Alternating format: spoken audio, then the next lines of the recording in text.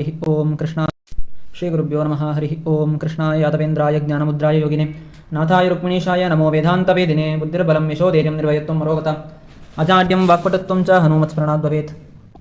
ಬ್ರಹ್ಮದೇವರು ನಾರದರಿಗೆ ಈ ಭಾದ್ರಪದ ಮಹಾತ್ಮ್ಯವನ್ನು ಉಪದೇಶವನ್ನು ಮಾಡ್ತಾ ಬರ್ತಾ ಇದ್ದಾರೆ. ಹಾಗೆಯೇ ಈ ಭಾದ್ರಪದ ಮಹಾತ್ಮ್ಯದಲ್ಲಿ ಬರುವಂತಹ ಉತ್ತಮವಾದಂತಹ ಒಂದು ವ್ರತ ಅನಂತ ವ್ರತ.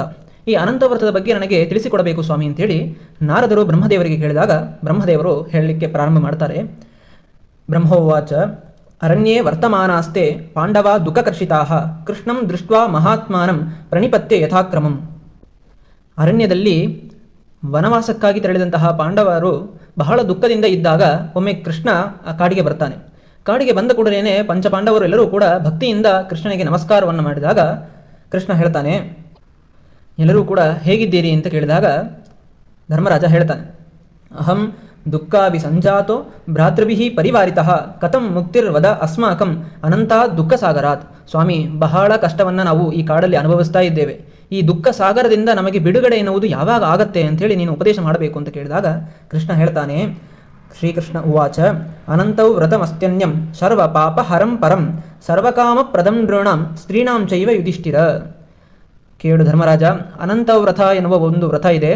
ಆ ವ್ರತವನ್ನು ನೀನು ಮಾಡಿದ್ದೇ ಆದರೆ ನಿನ್ನ ಸಕಲ ವಿಧವಾದಂತಹ ಪಾಪಗಳಿಂದ ಮುಕ್ತನಾಗಿ ಸುಖವನ್ನು ಅನುಭವಿಸ್ತೀಯ, ಪುಣ್ಯವಂತನಾಗ್ತೀಯ ಅಂತ ಹೇಳಿದಾಗ ಈ ವ್ರತವನ್ನು ಎಲ್ಲರೂ ಕೂಡ ಮಾಡಬಹುದು, ಸ್ತ್ರೀಯರು ಪುರುಷರು ಎಲ್ಲರೂ ಕೂಡ ಈ ವ್ರತವನ್ನು ಆಚರಣೆ ಮಾಡಬಹುದು ಅಂತ ಕೇಳಿದಾಗ ಯುಧಿಷ್ಠಿರ ಕೇಳ್ತಾನೆ, ದೇವಕೇನ ವಿಧಾನೇನ ವ್ರತಮೇತದ್ ಉದೀರಿತಂ ಏತದ್ ವಿಸ್ತರತಃ ಅಸ್ಮಾಕಂ ವಕ್ತುಂ ಅರ್ಹಸಿ ಅಶೇಷತಃ. ಕೃಷ್ಣನನ್ನು ಕುರಿತು ಧರ್ಮರಾಜ ಕೇಳ್ತಾನೆ, ಸ್ವಾಮಿ, ಈ ವ್ರತವನ್ನು ಹೇಗೆ ಆಚರಣೆ ಮಾಡಬೇಕು ಅದನ್ನು ವಿಸ್ತಾರವಾಗಿ ನನಗೆ ತಿಳಿಸಿಕೊಡು ಕೇಳಿದಾಗ ಕೃಷ್ಣ ಹೇಳ್ತಾನೆ, ಶುಕ್ಲಪಕ್ಷೇ ಚತುರ್ದಶ್ಯಾಂ ಮಾಸಿ ಭಾದ್ರಪದೇ ತಥಾ ಅನಂತಸ್ಯ ವ್ರತಾಚೈವ ಸರ್ವಪಾಪೈಃ ಪ್ರಮುಚ್ಯತೆ. ಭಾದ್ರಪದ ಶುಕ್ಲಪಕ್ಷ ಚತುರ್ದಶಿಯಂದು ಈ ವ್ರತವನ್ನು ಆಚರಣೆ ಮಾಡಬೇಕು. ಆಚರಣೆ ಮಾಡಿದರೆ ಸರ್ವಪಾಪೈಃ ಪ್ರಮುಚ್ಯತೆ, ಸಕಲ ಪಾಪಗಳಿಂದ ಅವರು ಮುಕ್ತರಾಗ್ತಾರೆ ಅಂತ ಹೇಳಿದ ಕೂಡಲೇ ಮತ್ತೆ ಧರ್ಮರಾಜ ಪ್ರಶ್ನೆಯನ್ನು ಮಾಡ್ತಾನೆ, ಕೃಷ್ಣ ಕೋಯಂ ತ್ವಯಾಖ್ಯಾತೋ ಯಹ ಅನಂತ ಇತಿ ವಿಶ್ರುತಃ ಕಿಂ ಶೇಷಃ ನಾಗ ಆಹೋಶ್ವಿತ್ ಅನಂತಶ್ಚರ್ಚಕಶ್ರುತಃ ಪರಮಾತ್ಮ ಅಥವಾ ಅನಂತ ಉತ ಆಹೋ ಬ್ರಹ್ಮ ಉಚ್ಯತೆ ಅಂತ ಹೇಳಿದ. ಏನಂತಂದರೆ ಏನು ಕೇಳ್ತಾನೆ ಅಂತಂದರೆ, ಕೃಷ್ಣ ನೀನು ಅನಂತ ಅನಂತ ಅಂತ ಹೇಳ್ತಾ ಇದ್ದಿ, ಈ ಅನಂತ ಎನ್ನುವರು ಯಾರು? ಅನಂತ ಅಂತಂದರೆ ಶೇಷವೋ, ನಾಗವೋ, ತಕ್ಷಕನೋ, ಅಥವಾ ಪರಮಾತ್ಮನೋ, ಅಥವಾ ಚತುರ್ಮುಖ ಬ್ರಹ್ಮನೋ? ಇದು ಯಾರು ಈ ಅನಂತ ಅಂತಂದರೆ ಅಂತ ನನಗೆ ವಿಸ್ತಾರವಾಗಿ ಹೇಳು ಅಂತ ಹೇಳಿದಾಗ ಕೃಷ್ಣ ಹೇಳಲಿಕ್ಕೆ ಪ್ರಾರಂಭ ಮಾಡ್ತಾನೆ. ಶ್ರೀಕೃಷ್ಣ ವಾಚ ಅನಂತ ಇತ್ಯಹಂ ಪಾರ್ಥ ಮಮ ರೂಪಂ ನಿಬೋಧಯ. ಅನಂತ ಅಂತಂದರೆ ಬೇರೆ ಯಾರೂ ಅಲ್ಲ, ನಾನೇ ಅನಂತ. ಕಲಾ ಕಾಷ್ಟ ಮುಹೂರ್ತಾದಿ ದಿನಗಳೇನಿದೆಯೋ ಆ ದಿನಗಳೇ ಶರೀರವಾಗಿರುವಂತಹ ಕಾಲವೆಂಬವನು ನಾನೇ. ಆ ಸೂರ್ಯನ ರಥದ ವೇಗದ ಜೊತೆಗೆ ಬರುವಂತಹ ಕಾಲವೇ ಅನಂತ.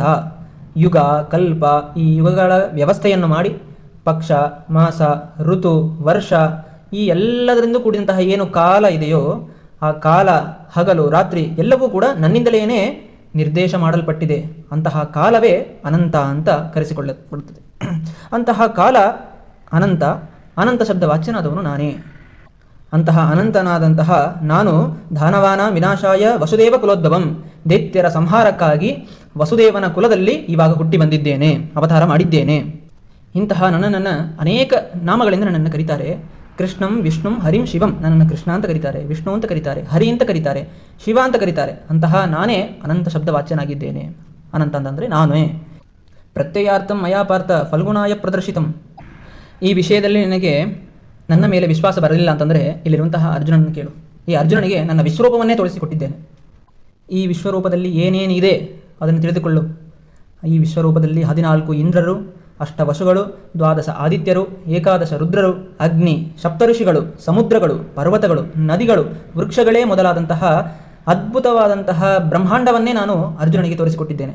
ಆದ್ದರಿಂದ ಯುಧಿಷ್ಠಿರ ವಿಶ್ವಾಸವಿಡು, ನಾನೇ ಅನಂತ ಶಬ್ದ ವಾಚ್ಯನಾಗಿದ್ದೇನೆ. ಅನಂತ ಅಂತಂದರೆ ನಾನೇ ಅಂತ ಹೇಳಿದ ಕೂಡಲೇ ಧರ್ಮರಾಜನಿಗೆ ಇನ್ನೂ ಕುತೂಹಲವಾಯಿತು, ವಿಶ್ವಾಸ ಉಂಟಾಗಿ ಕೃಷ್ಣನ ಮೇಲೆ ಕೇಳ್ತಾನೆ, ಸ್ವಾಮಿ ಕೇನಚ ಆದೌ ಪುರಾಚೀರ್ಣಂ ಮರ್ತ್ಯಲೋಕೆ ಪ್ರಕಾಶಿತಂ. ಈ ವ್ರತವನ್ನು ಮೊಟ್ಟ ಮೊದಲು ಈ ಭೂಲೋಕದಲ್ಲಿ ಯಾರು ಮಾಡಿದರು ಮತ್ತು ಈ ಭೂಲೋಕದಲ್ಲಿ ಈ ವ್ರತವನ್ನು ಆಚರಣೆ ಮಾಡಿ ಪ್ರಕಾಶಕ್ಕೆ ಪ್ರಸಿದ್ಧಿಗೆ ತಂದವರು ಯಾರು ಅಂತ ಕೇಳಿದಾಗ ಕೃಷ್ಣ ಹೇಳ್ತಾನೆ, ಆಸೀತ್ ಪುರ ಕೃತಯುಗೆ ಸುಮಂತೋ ನಾಮ ವೈದ್ವಿಜಃ ವಶಿಷ್ಠ ಗೋತ್ರೇ ಚ ಉತ್ಪನ್ನಾಂ ಸ್ವರೂಪಾಂ ಚ ಭೃಗೋಹೋ ಸುತಾಂ. ಹಿಂದಕ್ಕೆ ಕೃತಯುಗದಲ್ಲಿ ಸುಮಂತ ಎಂಬ ಹೆಸರಿನ ಒಬ್ಬ ಬ್ರಾಹ್ಮಣನಿದ್ದ. ಅದೇ ಕಾಲದಲ್ಲಿಯೇ ಭೃಗುಮುನಿಗಳಿಗೆ ದೀಕ್ಷಾ ಎಂಬ ಹೆಸರಿನ ಒಬ್ಬ ಮಗಳಿದ್ದಳು. ಈ ಸುಮಂತವು ವಸಿಷ್ಠ ಗೋತ್ರದಲ್ಲಿ ಉತ್ಪನ್ನ ಭೃಗುಮುನಿಗಳ ಮಗಳಾದಂತಹ ಆ ದೀಕ್ಷಾಳನ್ನು ಮದುವೆ ಮಾಡಿಕೊಳ್ತಾನೆ ಈ ಸುಮಂತು. ಸ್ವಲ್ಪ ವರ್ಷಗಳಾದ ಮೇಲೆ ಈ ಸುಮಂತು ಮತ್ತು ದೀಕ್ಷಾ ಇಬ್ಬರಿಗೂ ಕೂಡ ಒಂದು ಕೂಸು ಹುಟ್ಟುತ್ತೆ. ಆ ಕೂಸಿಗೆ ಸುಶೀಲೆ ಎಂದು ಹೆಸರನ್ನು ಇಡ್ತಾರೆ. ನೋಡಲಿಕ್ಕೆ ತುಂಬ ಸುಂದರಿಯಾಗಿದ್ದಳು ಆ ಕೂಸು. ಒಮ್ಮೆ ಏನಾಯಿತು ಅಂತಂದರೆ, ಮಾತಾಚ ತಸ್ಯಾಹ ಕಾಲೇನ ಜ್ವರದಾಹೇನ ಪೀಡಿತ. ಆ ಮಗುವಿನ ತಾಯಿಯಾದ ದೀಕ್ಷಾ ಜ್ವರದಿಂದ ಬಹಳ ದುಃಖಿತಳಾಗಿ ಪೀಡಿತಳಾಗಿ ಅದೇ ಆಶ್ರಮದಲ್ಲೇನೆ ಮರಣವನ್ನು ಹೊಂದುತ್ತಾಳೆ. ಮರಣವನ್ನು ಹೊಂದಿದ ಮೇಲೆ ಸ್ವಲ್ಪ ಕಾಲಗಳ ನಂತರ ಈ ಬ್ರಾಹ್ಮಣ ಇನ್ನೊಬ್ಬಳನ್ನು ಮದುವೆ ಆಗ್ತಾನೆ. ಉಪಯೇಮೆ ವಿಧಾನೇನ ಕರ್ಕಶಾಂ ನಾಮತಃ. ಕರ್ಕಶ ಎಂಬ ಹೆಸರಿನ ಒಬ್ಬಳನ್ನು ಮದುವೆ ಆಗ್ತಾನೆ. ಹೆಸರಿಗೆ ತಕ್ಕಂತೆ ಅವಳು ಕ್ರೂರ ಸ್ವಭಾವಿಯು, ಚಂಡಿಯಾಗಿದ್ದಳು. ನಿತ್ಯವೂ ಕೂಡ ಮನೆಯಲ್ಲಿ ಜಗಳ. ಹೀಗೆ ಇರಬೇಕಾದರೆ ಈ ಸುಶೀಲೆಯಾದರೂ ಕೂಡ ಮನೆಯಲ್ಲಿ ಹೆಣ್ಣುಮಕ್ಕಳು ಮಾಡುವಂತಹ ನಿತ್ಯ ಎದ್ದು ರಂಗೋಲಿ ಹಾಕಿ, ದೇವರ ಮನೆಯನ್ನು ಸ್ವಚ್ಛ ಮಾಡಿ ರಂಗೋಲಿ ಹಾಕಿ, ದೇವರ ಪಾತ್ರೆಗಳನ್ನು ತೊಳೆದು ಅಡಿಗೆಯನ್ನು ಮಾಡಿ, ತಂದೆಗೆ ಮಾಡುವಂತಹ ಸೇವೆಯನ್ನು ಎಲ್ಲವನ್ನೂ ಕೂಡ ಈ ಸುಶೀಲೆ ಮಾಡ್ತಾ ಇದ್ಲು. ಹೀಗೆ ಮನೆಯ ಕೆಲಸ ಎಲ್ಲವನ್ನೂ ಕೂಡ ಮಗಳು ಮಾಡ್ತಾ ಇರಬೇಕಾದರೆ ಒಮ್ಮೆ ಪಿತಾ ದೃಷ್ಟ್ವಾ ತಥಾಂ ಶೀಲಾಂ ಸ್ತ್ರೀ ಚಿಹ್ನಾಂ ಯೌವನೇ ಸ್ಥಿತಾಂ. ಹಾಗೆಯೇ ಕೂಸು ಬೆಳೀತಾ ಯೌವನ ಅವಸ್ಥೆ ಎನ್ನುವುದು ಅವಳಿಗೆ ಉಂಟಾಯಿತು. ಆಹಾ, ಮಗಳು ದೊಡ್ಡವಳಾಗಿದ್ದಾಳೆ, ಮದುವೆಯ ವಯಸ್ಸು ಬಂದಿದೆ, ಆದ್ದರಿಂದ ಇವಳಿಗೆ ಮದುವೆಯನ್ನು ಮಾಡೋಣ, ಒಳ್ಳೆಯ ಹುಡುಗನ ನೋಡಿ ಖಂಡಿತವಾಗಿ ಇವಳಿಗೆ ಮದುವೆಯನ್ನು ಮಾಡಬೇಕು ಅಂತ ಯೋಚನೆ ಮಾಡ್ತಾ ಇರಬೇಕಾದರೆ ಕನ್ಯಾರ್ಥಿ ಚ ಆಗತಃ ಶ್ರೀಮಾನ್ ಕೌಂಟಿನ್ಯೋ ಮುನಿಸತ್ತಮಃ. ಆ ಬ್ರಾಹ್ಮಣನ ಮನೆಗೆ ಕೌಂಟಿನ್ಯ ಎಂಬ ಹೆಸರಿನ ಒಬ್ಬ ಮುನಿಶ್ರೇಷ್ಠರು ಕನ್ಯಾರ್ಥಿಯಾಗಿ ಅವನ ಮನೆಗೆ ಬರ್ತಾರೆ. ಸುಮಂತವು ಅವರನ್ನು ನೋಡಿ ಬಹಳ ಸಂತೋಷವಾಗಿ ತನ್ನ ಮಗಳನ್ನು ಆ ಕೌಂಟಿನ್ಯನಿಗೆ ಕೊಟ್ಟು ಒಳ್ಳೆ ಮುಹೂರ್ತದಲ್ಲಿ ಇಬ್ಬರಿಗೂ ಕೂಡ ಮದುವೆಯನ್ನು ಮಾಡುತ್ತಾರೆ. ಈ ಕಡೆ ಮದುವೆ ಆದ ಮೇಲೆ ಈ ಬ್ರಾಹ್ಮಣ ಕರ್ಕಶಾಳ ಹತ್ರ ಬಂದು, ಈ ಥರ ಹಳೆಯಂದರು ನಾಳೆ ಊರಿಗೆ ಹೋಗ್ತಾರೆ, ಅವರಿಗೆ ಏನಾದರೂ ಕೊಡಬೇಕು ಅಂತ ಕೇಳಿದಾಗ ಈ ಕರ್ಕಶಳು ಬಹಳ ಕೋಪದಿಂದ ಮನೆಯಲ್ಲಿದ್ದಂತಹ ಹರಕು ಬಟ್ಟೆಗಳನ್ನೆಲ್ಲವನ್ನು ಕೂಡ ಒಂದು ಗಂಟು ಹಾಕಿ ಒಂದು ಪೆಟ್ಟಿಗೆಯಲ್ಲಿ ಹಾಕಿ, ಯಾವ್ಯಾವ ಪದಾರ್ಥಗಳು ಬೇಡವೋ ಎಲ್ಲ ಪದಾರ್ಥಗಳನ್ನು ಕೂಡ ಪೆಟ್ಟಿಗೆಯಲ್ಲಿ ಹಾಕಿ ಮುಚ್ಚಿ ನಾಳೆಗೆ ಹೊರಡಬೇಕು ಅಂತ ಹೇಳಿ ಕೊಟ್ಟು ಹೊರಡ್ಬಿಡ್ತಾಳೆ. ಮನೆಯೊಳಗೆ ಬರ್ತಾಳೆ. ಈ ಕಡೆ ತಂದೆ ಮದುವೆಗಾಗಿ ಚಕ್ಕಳಿ, ಉಂಡಿ, ಲಡ್ಡು ಏನೇನು ಪದಾರ್ಥಗಳನ್ನು ಮಾಡಿದ್ದಾರೋ ಅದೆಲ್ಲವನ್ನು ಕೂಡ ಒಂದು ಗಂಟು ಮಾಡಿ ಅದನ್ನು ತನ್ನ ಮಗಳ ಹತ್ರ ಕೊಟ್ಟು ಕಳಿಸ್ತಾನೆ. ಈ ಸುಶೀಲೆ ಮತ್ತು ಕೌಂಟಿನ್ಯ ಅವರಿಬ್ಬರಿಗೂ ಕೂಡ ನಮಸ್ಕಾರವನ್ನು ಮಾಡಿ ಅಲ್ಲಿಂದ ತನ್ನ ಆಶ್ರಮಕ್ಕೆ ಹೊರಡ್ತಾರೆ. ಒಂದು ಎತ್ತಿನ ಬಂಡೆಯಲ್ಲಿ ಇಬ್ಬರು ಕೂಡ ಕೂತುಕೊಂಡು ಮೆಲ್ಲಗೆ ಆಶ್ರಮ ಕುರಿತು ಹೋಗ್ತಾ ಇರಬೇಕಾದರೆ ಮಧ್ಯಾಹ್ನದ ಹೊತ್ತು, ಮಧ್ಯಾಹ್ನೇ ಭೋಜ್ಯವೇಲಾಯಾಂ ಸಮುತ್ತೀರ್ಯ ಸರಿತ್ತಟೆ ಸ್ನಾತುಂ ಅಭ್ಯಾಯಯೌ ತತ್ರ ಕೌಂಟಿನ್ಯೋ ಬ್ರಾಹ್ಮಣೋತ್ತಮಃ. ಮಧ್ಯಾಹ್ನದ ಸಮಯ, ತಗೊಂಡು ಬಂದಂತಹ ಪದಾರ್ಥಗಳನ್ನು ಸ್ವೀಕಾರ ಮಾಡಬೇಕು, ಮಧ್ಯಾಹ್ನ ಸಂಧ್ಯಾವಂದನ ಮಾಡಬೇಕು ಎನ್ನುವ ಇಚ್ಛೆಯಿಂದ ಆ ನದಿಯಲ್ಲಿ ನಿಂದಿರಿಸಿ, ನದಿಯ ಹತ್ತಿರದಲ್ಲಿ ಆ ಬಂಡೆಯನ್ನು ನಿಂದಿರಿಸಿ ಸ್ನಾನವನ್ನು ಮಾಡಿ ಆಚಮನವನ್ನು ಮಾಡಿಕೊಂಡು ಪದಾರ್ಥಗಳನ್ನು ಸ್ವೀಕಾರ ಮಾಡಬೇಕು ಅಂತ ಇಳಿತಾ ಇರ್ತಾನೆ. ಈ ಕಡೆ ಸುಶೀಲೆಯಾದರೂ ಕೂಡ ಏನು ಮಾಡ್ತಾಳೆ ಅಂತಂದರೆ, ದದರ್ಶಶೀಲ ಶಾಸ್ತ್ರೀನಾಂ ಸಮೂಹಂ ರಕ್ತವಾಸಸಂ ಚತುರ್ದಶ್ಯಾಂ ಅರ್ಚಯಂತಂ ಭಕ್ತ್ಯಾ ದೇವಂ ಪೃಥಕ್. ಆ ಕಡೆ ನದಿ ಹತ್ರ ಕೆಲವು ಸ್ತ್ರೀಯರೆಲ್ಲರೂ ಕೂಡ ಕೆಂಪು ವಸ್ತ್ರವನ್ನು ಉಟ್ಟುಕೊಂಡು ಏನೋ ಒಂದು ಪೂಜೆಯನ್ನು ಮಾಡ್ತಾ ಇರ್ತಾರೆ. ಇವಳಿಗೆ ಕುತೂಹಲವಾಗುತ್ತೆ. ಎಲ್ಲರೂ ಕೂಡ ಮಾಡ್ತಾ ಇರುವಂತಹ ಪೂಜೆ ಏನು, ಯಾಕೆ ಮಾಡ್ತಾ ಇದ್ದಾರೆ, ಯಾವ ಪೂಜೆ ಅದು ಅಂಥೇಳಿ ಉತ್ಸಾಹದಿಂದ ಅಲ್ಲಿ ಹೋಗಿ ಅವರನ್ನು ಕುರಿತು ಕೇಳ್ತಾಳೆ. ಉಪಗಮ್ಯ ಸಮಯಶೀಲ ಪಪೃಚ್ಛತ್ ಸ್ತ್ರೀ ಕಬಂಧಕಂ ಆರ್ಯಾಹ ಕಿಮೇತನ್ಮೇ ಬ್ರೂತ ಕಿಂ ನಾಮ ವ್ರತಮೀದೃಶಂ. ಎಲ್ಲರೂ ಕೂಡ ಏನೋ ವ್ರತವನ್ನು ಆಚರಣೆ ಮಾಡ್ತಾ ಇದ್ದೀರಿ, ಕೆಂಪು ವಸ್ತ್ರವನ್ನು ಉಟ್ಕೊಂಡಿದ್ದೀರಿ, ಏನೇನೋ ಮಾಡ್ತಾ ಇದ್ದೀರಿ, ಏನು ಮಾಡ್ತಾ ಇದ್ದೀರಿ, ಏನು ವ್ರತ ಇದು ಅಂತ ಕೇಳಿದಾಗ ಸ್ತ್ರೀಯ ಊಚು, ಅಲ್ಲಿದ್ದವರೆಲ್ಲ ಹೆಣ್ಮಕ್ಳು ಹೇಳ್ತಾರೆ, ತಾ ಊಚುರು ಯೋಷಿತಃ ಅನಂತ ಇತಿ ವಿಶ್ರುತಃ ತಸ್ಯ ವ್ರತಮಿದಂ ಭದ್ರೇ ಕ್ರಿಯತೆ ಅಸ್ಮಾಭಿರಂಜಸ. ನಾವು ಈ ಭಾದ್ರಪದ ಶುಕ್ಲಪಕ್ಷ ಚತುರ್ಥಿ ಎಂದು ಒಂದು ವ್ರತವನ್ನು ಮಾಡ್ತೇವೆ. ಆ ವ್ರತದ ಹೆಸರು ಅನಂತ ವ್ರತ ಅಂತ ಹೇಳಿ. ಹಾಗಾದರೆ ನಾನು ಕೂಡ ಭಕ್ತಿಯಿಂದ ಈ ವ್ರತವನ್ನು ಆಚರಣೆ ಮಾಡಬೇಕು ಅಂತ ಇವರನ್ನು ಕುರಿತು ಹೇಳ್ತಾಳೆ. ಆ ಹೆಣ್ಣುಮಕ್ಕಳೆಲ್ಲ ಹೇಳ್ತಾರೆ, ಹಾಗಾದರೆ ನೀನು ಶುದ್ಧವಾಗಿ ನದಿಯಲ್ಲಿ ಹೋಗಿ ಸ್ನಾನವನ್ನು ಮಾಡಿಕೊಂಡು ಶುದ್ಧ ವಸ್ತ್ರವನ್ನು ಉಟ್ಟುಕೊಂಡು ತುಪ್ಪದಲ್ಲಿ ಬೇಯಿಸಿದಂತಹ ಪದಾರ್ಥಗಳನ್ನು ಮಾಡಿ ಆ ಅನಂತನಿಗೆ ನಿವೇದನವನ್ನು ಮಾಡಿ ಅನಂತ ಧಾರಕ್ಕೆ ಪೂಜೆಯನ್ನು ಮಾಡಿ ಗಂಧ ಪುಷ್ಪ ಅಕ್ಷತೆಗಳನ್ನು ಹಾಕಿ ಪೂಜೆಯನ್ನು ಮಾಡಿ ಅನಂತ ವ್ರತದ ಕಥೆಯನ್ನು ಶ್ರವಣ ಮಾಡಿ ನಂತರ ಆ ದಾರವನ್ನು ನೀನು ಕಟ್ಟಿಕೊಳ್ಳಬೇಕು. 14 ಗಂಟೆಗಳಿಂದ ಕೂಡಿದಂತಹ ಈ ದಾರದ ಮಹಿಮೆಯನ್ನು ನೀನು ಮುಂದೆ ತಿಳ್ಕೊಳ್ಳುವಲ್ಲಿದ್ದಿ, ಅದು ಏನು ಅಂಥೇಳಿ ನಿನಗೆ ಗೊತ್ತಾಗುತ್ತೆ ಅಂಥೇಳಿ ಆ ಸ್ತ್ರೀಯರು ಹೇಳ್ತಾರೆ. ಹೌದಾ, ಹಾಗಾದರೆ ನಾನು ಖಂಡಿತವಾಗಿಯೂ ಕೂಡ ಈ ವ್ರತವನ್ನು ಆಚರಣೆ ಮಾಡ್ತೇನೆ ಅಂತ ಹೇಳಿ ಹೋಗಿ ಶುದ್ಧಳಾಗಿ ಸ್ನಾನವನ್ನು ಮಾಡಿ ಅವರು ಹೇಳಿದಂತಹ ವಿಧಿಪೂರ್ವಕವಾಗಿ ಎಲ್ಲ ಪೂಜೆಯನ್ನು ಭಕ್ತಿಯಿಂದ ಇವಳು ಅನಂತ ವ್ರತವನ್ನು ಮಾಡ್ತಾಳೆ. ಪೂಜೆ ಎಲ್ಲ ಮುಗಿದ ಮೇಲೆ ಕುಂಕುಮೋಕ್ತಂ ಸುಧೋರಕಂ ಚತುರ್ದಶ ಗ್ರಂಥಿಯುತಂ ವಾಮೇ ಕರತಲೆ ನಿಷೇಧ್, ಎಡಗೈಯಲ್ಲಿ 14 ಗಂಟೆ ಇರುವಂತಹ ಆ ಅನಂತ ವ್ರತದ ದಾರವನ್ನು ಕಟ್ಟಿಸಿಕೊಳ್ತಾಳೆ. ಅನಂತರ ಆ ಅನಂತ ವ್ರತವನ್ನು ಮಾಡಿಸಿದಂತಹ ಆಚಾರ್ಯರಿಗೂ ಕಥೆಯನ್ನು ಹೇಳಿದಂತಹ ಆಚಾರ್ಯರಿಗೆ ದಕ್ಷಿಣೆಯನ್ನು ಕೊಟ್ಟು ನಮಸ್ಕಾರವನ್ನು ಮಾಡಿ ಅಲ್ಲಿಂದ ತನ್ನ ಗಂಡ ಇರುವಂತಹ ಜಾಗಕ್ಕೆ ಮತ್ತೆ ಅಲ್ಲಿ ಬರ್ತಾಳೆ. ಮತ್ತೆ ಕೌಂಡಿನ್ಯ ಮುನಿಗಳು ಮತ್ತು ಇಬ್ಬರು ಕೂಡ ಕೂಡಿಕೊಂಡು ತಮ್ಮ ಆಶ್ರಮಕ್ಕೆ ಹೋಗ್ತಾರೆ. ಏನು ಆಶ್ಚರ್ಯ ಅಂತಂದರೆ, ಈ ಅನಂತ ವ್ರತವನ್ನು ಇವಳು ಭಕ್ತಿಯಿಂದ ಆಚರಣೆ ಮಾಡಿದ್ದಕ್ಕೆ ಆ ಆಶ್ರಮ ಎಲ್ಲವೂ ಕೂಡ ತುಂಬಿ ತುಳುಕ್ತಾ ಇದೆ. ಎಲ್ಲಿ ನೋಡಿದ್ರಲ್ಲೂ ಕೂಡ ಗೋಗಳ ಸಮೃದ್ಧವಾಗಿ ಗೋಗಳು ಇದೆ, ಧನಧಾನ್ಯಗಳೆಲ್ಲವೂ ಕೂಡ ಅಭಿವೃದ್ಧಿಯಾಗಿದೆ. ಈ ಸುಶೀಲೆಯೂ ಕೂಡ ಕಾರಣ ಇಟ್ಟ ಕೂಡಲೇ ಮಾಣಿಕ್ಯ, ವಜ್ರ, ಬಂಗಾರದಿಂದ ಕೂಡಿದಂತಹ ಮಣಿಗಳನ್ನು ಧಾರಣೆ ಮಾಡಿದ್ದಾಳೆ. ಹೀಗೆ ಸಂತೋಷವಾಗಿ ಆಶ್ರಮದಲ್ಲಿ ಎಲ್ಲರೂ ಕೂಡ ಇರಬೇಕಾದರೆ ಒಮ್ಮೆ ಶೀಲಾಯ ಹಸ್ತಮೂಲೇತೋ ದೃಷ್ಟ್ವಾ ಬದ್ಧಂ ಸುಧೋರಕಂ ಕಿಮಿದಂ ಧೋರಕಂ ಶೀಲೆ ಮಮ ವಶ್ಯಾಯ ಕಲ್ಪಿತಂ. ಆ ಬ್ರಾಹ್ಮಣ ಕೇಳ್ತಾನೆ ಕೌಂಟಿನ್ಯ. ಒಂದು ದಿನ ಎಲ್ಲ ಊಟವೆಲ್ಲ ಮುಗಿದ ಮೇಲೆ ಹತ್ತಿರ ಕೂತು ಮಾತಾಡ್ತಾ ಇರಬೇಕಾದರೆ ಸುಶೀಲೆಯ ಕೈಯಲ್ಲಿರುವಂತಹ ಆ ದಾರವನ್ನು ಈ ಬ್ರಾಹ್ಮಣ ನೋಡ್ತಾನೆ. ಈ ಬ್ರಾಹ್ಮಣ ನೋಡಿದುಕೊಳ್ಳೇನೆ, ಏನು ನನ್ನನ್ನು ವಶಯ ಮಾಡಿಕೊಳ್ಳಕ್ಕಾಗಿ ಈ ದಾರವನ್ನು ಕಟ್ಕೊಂಡಿದ್ಯಾ, ಏನದು ಹೇಳು ಅಂತ ಕೇಳಿದಾಗ, ತತ್ವಂ ಪೃಚ್ಛಸಿ ವಿಪ್ರೇಂದ್ರ ಅನಂತೋಯಂ ಮಯಾದೃತಃ ಯಸ್ಯ ಪ್ರಸಾದಾತ್ ಅಸಂಜಾತ ಧನಧಾನ್ಯಾದಿ ಸಂಪದ. ಇಲ್ಲ ಸ್ವಾಮಿ, ನಿಮ್ಮನ್ನು ವಶೀಯ ಮಾಡಿಕೊಳ್ಳೋದಕ್ಕಾಗಿ ನಾನು ಇದನ್ನು ಕಟ್ಕೊಂಡಿಲ್ಲ, ಇದು ಅನಂತ ವ್ರತದ ದಾರ. ಅದರಿಂದ ಅನಂತ ವ್ರತದ ಪೂಜೆಯನ್ನು ಭಕ್ತಿಯಿಂದ ನಾನು ಆ ನದಿಯ ದಂಡೆಯ ಮೇಲೆ ಮಾಡಿಕೊಂಡು ನಾನು ಕಟ್ಟಿಕೊಂಡು ಬಂದಿದ್ದೇನೆ. ಈ ಅನಂತ ವ್ರತದ ಪ್ರಭಾವದಿಂದಲೇ ನಮ್ಮ ಆಶ್ರಮದಲ್ಲಿ ಎಲ್ಲವೂ ಕೂಡ ತುಂಬಿ ತುಳುಕ್ತಾ ಇದೆ, ಎಲ್ಲಿ ನೋಡಿದ್ರಲ್ಲಿ ಧನಧಾನ್ಯಗಳ ಸಮೃದ್ಧಿ ಆಗ್ತಾ ಇದೆ. ಅದರಿಂದ ಈ ಅನಂತ ವ್ರತವೇ ಅಷ್ಟು ಉತ್ತಮವಾದಂತಹ ವ್ರತ. ಈ ವ್ರತದ ಪ್ರಭಾವದಿಂದಲೇ ನನಗೆ ಈ ರೀತಿಯಾಗಿ ಆಗಿದೆ, ಆ ವ್ರತದ ಧಾರವೇ ಇದು ಅಂತ ಹೇಳಿದಾಗ ಆ ಬ್ರಾಹ್ಮಣನಿಗೆ ಕೋಪ ಬರುತ್ತೆ. ಕಹ ಅನಂತ ಇತಿ ತದ್ವಾಕ್ಯಂ ಜಲ್ಪತಾ ತೇನ ಪಾಂಡವ ಕ್ಷಿಪ್ವಾ ಜ್ವಾಲಾಕುಲೇ ವನ್ಹೌ ಆಹಾ ಕೃತ್ವಾ ಪ್ರಧಾವತಿ. ಏನು ಅನಂತ ಅಂದರೆ ಯಾರು ಅನಂತ, ಏನೇನೋ ಹೇಳ್ತಾ ಇದ್ದೀಯಾ ಅಂಥೇಳಿ ಆ ಅನಂತನನ್ನು ಬೈತಾ ಕೈಯಲ್ಲಿದ್ದಂತಹ ದಾರವನ್ನು ಕಿತ್ತಿ ಅಲ್ಲಿದ್ದಂತಹ ಬೆಂಕಿಯಲ್ಲಿ ಹಾಕಿಬಿಡ್ತಾರೆ. ಇವಳು ಕೂಡ ಹೋಗಿ ಅಯ್ಯೋಯ್ಯೋ ಏನೋ ಆಯಿತು, ಈ ರೀತಿಯಾಗಿ ನೀವು ಮಾಡಬಾರದು ಅಂಥೇಳಿ ಅಹೋ ಪಾಪಂ ಆಹಾ ಕೃತ್ವಾ ಪ್ರಧಾವತಿ, ಅಯ್ಯೋ ಪಾಪವಾಯಿತು ಅಂಥೇಳಿ ಹೋಗಿ ಆ ಬೆಂಕಿಯಲ್ಲಿದ್ದಂತಹ ಆ ದಾರವನ್ನು ತೆಗೆದು ಹತ್ತಿರದಲ್ಲಿದ್ದಂತಹ ಕ್ಷೀರ ಮಧ್ಯೆ ಸಮಾಕ್ಷಿಪತ, ಕ್ಷೀರ ಹಾಲಿದ್ದಂತಹ ಒಂದು ಪಾತ್ರೆಯಲ್ಲಿ ತೆಗೆದು ಹಾಕಿಬಿಡ್ತಾಳೆ. ತೇನ ಕರ್ಮ ವಿಪಾಕೇನ ತಸ್ಯ ಸ ಶ್ರೀ ಕ್ಷಯಾಂಗತ. ಈ ರೀತಿಯಾಗಿ ಮಾಡಿದ್ದರಿಂದ ಆ ಆಶ್ರಮದಲ್ಲಿ ಹೇಗೆ ಧನಧಾನ್ಯಗಳ ಸಮೃದ್ಧಿ ಎಷ್ಟು ಬೇಗ ಬಂತೋ ಅಷ್ಟೇ ಬೇಗವಾಗಿ ಎಲ್ಲವೂ ಕೂಡ ಹೋಯಿತು, ಎಲ್ಲವೂ ಕೂಡ ನಶಿಸಿ ಹೋಯಿತು. ಆಶ್ರಮದಲ್ಲಿ ನಿತ್ಯ ಕಲಹ, ಎಲ್ಲ ನೋಡಿದ್ರಲ್ಲಿ ಕೂಡ ಜಗಳ, ಒಬ್ಬರನ್ನು ಕಂಡ್ರೆ ಒಬ್ಬರು ಆಗ್ತಾ ಇಲ್ಲ, ಎಲ್ಲ ಆಕಳು ಕೂಡ ಓಡಿ ಹೋಗಿದೆ, ಧನಧಾನ್ಯಗಳು ಹೊಲದಲ್ಲಿದ್ದಂತಹ ಎಲ್ಲವೂ ಕೂಡ ಬೆಂಕಿ ಹತ್ತಿ ಹೋಗಿದೆ, ಆಶ್ರಮಕ್ಕೆ ಬೆಂಕಿ ಹತ್ತಿ ಹೋಗಿದೆ.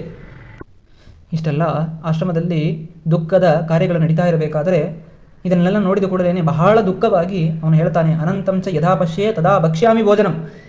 ನಾನು ಮಾಡಿದಂತಹ ಅಪರಾಧ ಆದ್ದರಿಂದಲೇ ಈ ರೀತಿಯಾಗಿ ಆಗಿದೆ. ಆ ಅನಂತನನ್ನು ನೋಡುವವರೆಗೂ ನಾನು ಊಟ ಮಾಡೋದಿಲ್ಲ. ಅದರಿಂದ ನಾನು ಅನಂತರನ್ನು ನೋಡಲಿಕ್ಕೆ ಈವಾಗಲೇ ತಕ್ಷಣದಲ್ಲಿ ನಾನು ಕಾಡಿಗೆ ಹೋಗ್ತೇನೆ. ಕಾಡಿಗೆ ಹೋಗ್ತಾ ಇದ್ದಾನೆ. ವಿಕ್ಫಲ ಪ್ರಯೋ ಪಾರ್ಥ ಸಹ ಅರಣ್ಯಂ ಜನವರ್ಜಿತಂ. ಯಾವ ಜನರೂ ಕೂಡ ಇಲ್ಲದೇ ಇದ್ದಂತಹ ಒಂದು ಘೋಂಡಾರಣ್ಯಕ್ಕೆ ಇವನು ಹೋಗ್ತಾ ಇರಬೇಕಾದರೆ ಮೊದಲಿಗೆ ಚೂತವೃಕ್ಷೋಪ್ಯವಾಚೇನಂ ನಾನಂತೋ ವೀಕ್ಷಿತೋ ಮಯ ತಥೋ ವ್ರಜನ್ ದರ್ಶಾಗ್ರೇ ವೃಷಭಂ ಸಾಡ್ವಲೇ ಸ್ಥಿತಂ. ಆ ಕಾಡಿಗೆ ಹೋದ ಕೂಡಲೇ ಮೊದಲಿಗೆ ಆಶ್ಚರ್ಯವಾಯಿತು ಅವನಿಗೆ. ಏನಂತಂದರೆ ಒಂದು ದೊಡ್ಡದಂತಹ ಮಾವಿನ ಮರವನ್ನು ನೋಡ್ತಾನೆ. ಹೂವು ಹಣ್ಣುಗಳು ಎಲ್ಲದಿಂದ ಕೂಡಿದಂತಹ ಮಾವಿನ ಮರ. ಆದರೆ ಆ ಮಾವಿನ ಮರದಲ್ಲಿ ಒಂದು ಪಕ್ಷಿಗಳು ಕೂಡ ಬಂದು ಗೂಡು ಕಟ್ತಾ ಇಲ್ಲ, ಹಣ್ಣುಗಳೆಲ್ಲವೂ ಕೂಡ ವ್ಯರ್ಥವಾಗಿ ಹೋಗ್ತಾ ಇದೆ. ಹಾಗಿರುವಂತಹ ಮರವನ್ನು ಕುರಿತು, ಹೇ ಚೂತವೃಕ್ಷವೇ, ನೀನು ಅನಂತನನ್ನು ನೋಡಿದ್ದೀಯಾ ಅಂತ ಕೇಳಿದಾಗ, ಇಲ್ಲ, ನಾನು ಅನಂತರನ್ನು ನೋಡಿಲ್ಲ ಅಂತ ಆ ಮರವು ಹೇಳ್ತದೆ. ಹಾಗೆ ಮುಂದೆ ಹೋಗ್ತಾ ಇರಬೇಕಾದ್ರೆ ಒಂದು ಎತ್ತನ್ನು ನೋಡ್ತಾನೆ. ಎತ್ತನ್ನು ನೋಡಿದ ಕೂಡಲೇ, ಎತ್ತೆ ನೀನಾದರೂ ಕೂಡ ಅನಂತರನ್ನು ನೋಡಿದ್ದೀಯಾ ಅಂತ ಕೇಳಿದಾಗ ಆ ಎತ್ತು ಕೂಡ ಹೇಳುತ್ತೆ, ಇಲ್ಲ, ನಾನು ಕೂಡ ಅನಂತರನ್ನು ಕಂಡಿಲ್ಲ. ಮುಂದೆ ಮನೋಹರವಾದಂತಹ 2 ಸರೋವರಗಳನ್ನು ನೋಡ್ತಾನೆ. ಆ ಸರೋವರಗಳು ಹೇಗಿತ್ತಂತಂದರೆ, ಇದರ ನೀರು ಅದಕ್ಕೆ ಬಿಡ್ತಾ ಇತ್ತು, ಅದರ ನೀರು ಇದಕ್ಕೆ ಬಿಡ್ತಾ ಇತ್ತು. ಅಂತಹ ಸರೋವರವನ್ನು ನೋಡ್ತಾನೆ. ನೋಡಿದ ಕೂಡಲೇ ಕೇಳ್ತಾನೆ, ಸರೋವರಗಳೇ, ನೀವಾದರೂ ಕೂಡ ಅನಂತರನ್ನು ನೋಡಿದ್ದೀರಾ ಅಂತ ಕೇಳಿದಾಗ, ಇಲ್ಲ, ನಾವು ಕೂಡ ಅನಂತರನ್ನು ನೋಡಿಲ್ಲ ಅಂತ ಆ 2 ಸರೋವರಗಳು ಕೂಡ ಹೇಳ್ತವೆ. ಅಲ್ಲಿಂದ ಸ್ವಲ್ಪ ದೂರ ಹೋಗ್ತಾನೆ. ಒಂದು ಆಕಳು ಕರು ಸಹಿತವಾಗಿ ಇತ್ತು. ಆ ಆಕಳು ಹುಲ್ಲಿನ ಪ್ರದೇಶದಲ್ಲಿ ಇಲ್ಲಿಂದ ಅಲ್ಲಿ ಅಲ್ಲಿಂದ ಇಲ್ಲಿ ಓಡ್ತಾ ಇತ್ತು. ಅಂತಹ ಆಕಳನ್ನು ನೋಡಿ, ಏ ದೇನುವೆ, ನೀನಾದರೂ ಕೂಡ ಅನಂತರನ್ನು ನೋಡಿದ್ದೀಯಾ ಅಂತ ಕೇಳಿತು. ಇವನು ಕೇಳಿದಾಗ, ಇಲ್ಲ, ನಾವು ಕೂಡ ಅನಂತರನ್ನು ನೋಡಿಲ್ಲ ಅಂತ ಹೇಳಿದಾಗ ಅಲ್ಲಿಂದ ಮತ್ತೆ ಸ್ವಲ್ಪ ದೂರ ಹೋಗ್ತಾನೆ. ಒಂದು ಕತ್ತೆಯನ್ನು ನೋಡ್ತಾನೆ ಮತ್ತು ಒಂದು ಆನೆಯನ್ನು ನೋಡ್ತಾನೆ. ಎರಡನ್ನು ಕೂಡ ನೋಡಿ ಕೇಳ್ತಾನೆ, ನೀವಾದರೂ ಕೂಡ ಅನಂತರನ್ನು ನೋಡಿದ್ದೀರಾ ಅಂತ. ಇಬ್ಬರು ಕೂಡ ಹೇಳ್ತಾರೆ ನಾವು ನೋಡಿಲ್ಲ ಅಂತ ಉತ್ತರಿಸ್ತವೆ. ಇಷ್ಟೆಲ್ಲ ಯಾವ್ಯಾವುದು ಕಂಡರೂ ಕೂಡ ಮರದಲ್ಲಿ, ವೃಕ್ಷಕ್ಕೆ, ಸರೋವರಕ್ಕೆ, ಎತ್ತಿಗೆ, ಆಕಳಿಗೆ ಯಾವುದನ್ನು ನೋಡಿದರೂ ಕೂಡ ಕೇಳ್ತಾ ಇದ್ದಾನೆ. ಆದರೆ ಯಾರೂ ಕೂಡ ಕಂಡಿಲ್ಲ ಅಂತ ಹೇಳಿದ ಕೂಡಲೇ ಇವನಿಗೆ ಬಹಳ ದುಃಖವಾಗಿ ಅಲ್ಲೇನೆ ಕುಳಿತು ಬಿಡ್ತಾನೆ. ಇಷ್ಟರೊಳಗೆ ಸಾಕ್ಷಾತ್ ಭಗವಂತನೇ ಕೃಪೆಯ ಅನಂತದೇವೋಪಿ ಪ್ರತ್ಯಕ್ಷ ಸಮಧಾಯತ ವೃದ್ಧ ಬ್ರಾಹ್ಮಣ ರೂಪೇಣ ಇತ ಏಹಿತ್ಯುವಾಚತಂ.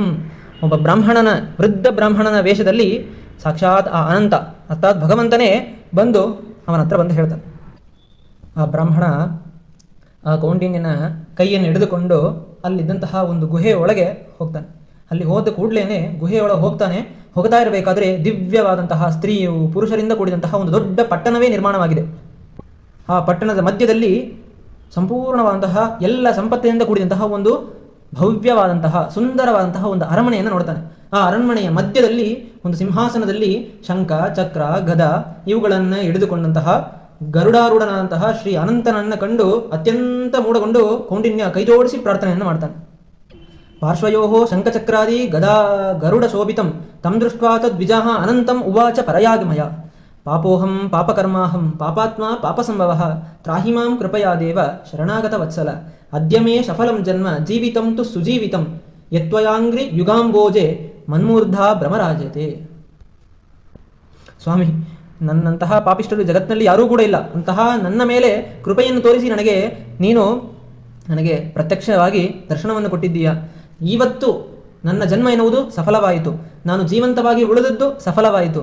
ಅದರಿಂದ ನನ್ನನ್ನು ನೀನು ರಕ್ಷಣೆ ಮಾಡಬೇಕು ಸ್ವಾಮಿ. ನನ್ನ ತಲೆಯನ್ನು ನಿನಗೆ ಅರ್ಪಣೆಯನ್ನು ಮಾಡ್ತೇನೆ, ನಾನು ನಿನಗೆ ಸಾಷ್ಟಾಂಗ ಎರಗುತ್ತೇನೆ ಅಂತ ಹೇಳಿ ಆ ಬ್ರಾಹ್ಮಣ ಬಹಳ ಭಕ್ತಿಯುತರಾಗಿ ಭಗವಂತನಿಗೆ ನಮಸ್ಕಾರ ಮಾಡಿದ ಕೂಡಲೇ ತಚ್ಛ್ರುತ್ವ ಅನಂತದೇವೋಪಿ ದದೋ ತಸ್ಮೈ ವರತ್ರಯಂ. ಬಹಳ ಸಂತೋಷವಾಗಿ ಆ ಅನಂತ ಇವನಿಗೆ, ಈ ಬ್ರಾಹ್ಮಣನಿಗೆ 3 ವರಗಳನ್ನು ಕೊಡ್ತಾರೆ. ದಾರಿದ್ರ್ಯ ನಾಶನಂ, ಧರ್ಮಂ, ವಿಷ್ಣು ಭಕ್ತಿಂ ತಥಾಕ್ಷಯಂ. ಅವನ ಸಕಲ ವಿಧವಾದಂತಹ ದಾರಿದ್ರ್ಯ ಎನ್ನುವುದು ನಾಶವಾಗಬೇಕು ಎನ್ನುವುದು 1ನೇ ವರ. ಧರ್ಮ ಬುದ್ಧಿ ಹೆಚ್ಚಾಗಬೇಕು ಎನ್ನುವುದು 2ನೇ ವರ. ವಿಷ್ಣುವಿನಲ್ಲಿ ಅಚಲವಾದಂತಹ ಭಕ್ತಿ ಎನ್ನುವುದು ಉಂಟಾಗಬೇಕು ಎನ್ನುವ 3 ವರಗಳನ್ನು ಭಗವಂತ ಅವನಿಗೆ ಕರುಣಿಸ್ತಾನೆ. ಆವಾಗ ಬಹಳ ಸಂತೋಷವಾಗಿ ಆ ವರಗಳನ್ನು ಸ್ವೀಕಾರ ಮಾಡಿ ಆ ಕೌಂಟಿನ್ಯ ಭಗವಂತನನ್ನು ಕುರಿತು ಕೇಳ್ತಾನೆ.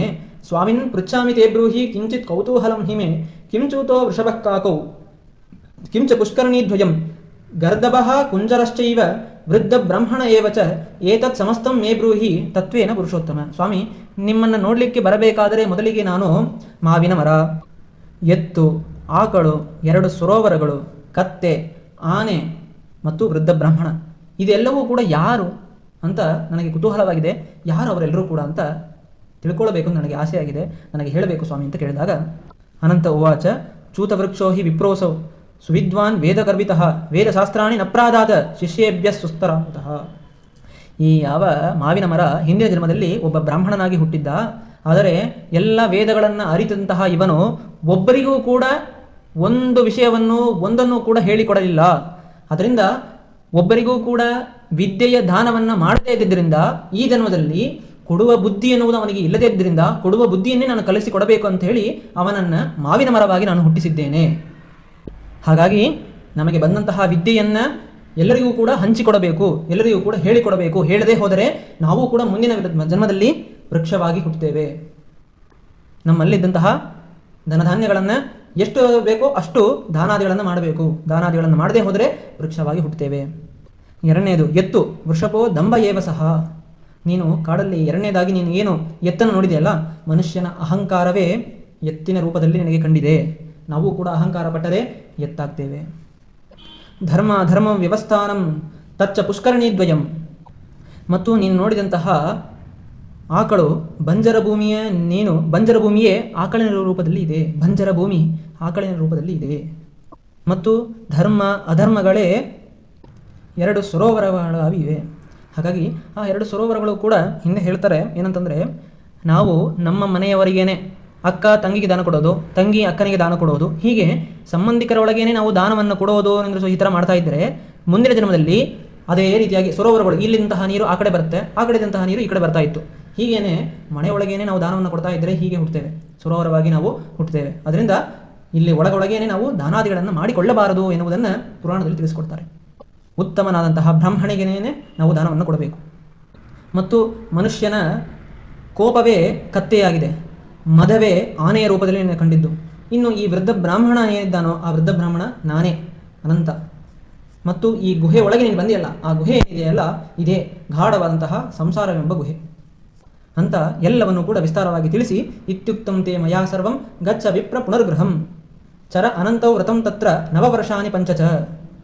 ನಾನು ನೀನು ಕೇಳಿದಂತಹ ಪ್ರಶ್ನೆಗೆ ಉತ್ತರವನ್ನು ಕೊಟ್ಟಿದ್ದೇನೆ. ಇಲ್ಲಿಂದ ನೀನು ಆಶ್ರಮಕ್ಕೆ ಹೋಗು, ಅಲ್ಲಿ ನೀನು 14 ವರ್ಷಗಳವರೆಗೆ ಈ ಅನಂತ ವ್ರತವನ್ನು ಆಚರಣೆ ಮಾಡಬೇಕು. ಆಚರಣೆ ಮಾಡಿದ ಮೇಲೆ ನಾನು ನಿನಗೆ ಪ್ರೀತನಾಗಿ ನಿನಗೆ ಉತ್ತಮವಾದಂತಹ ಶಾಶ್ವತವಾದಂತಹ ನಕ್ಷತ್ರದ ಸ್ಥಾನವನ್ನೇ ನಿನಗೆ ಕೊಡ್ತೇನೆ.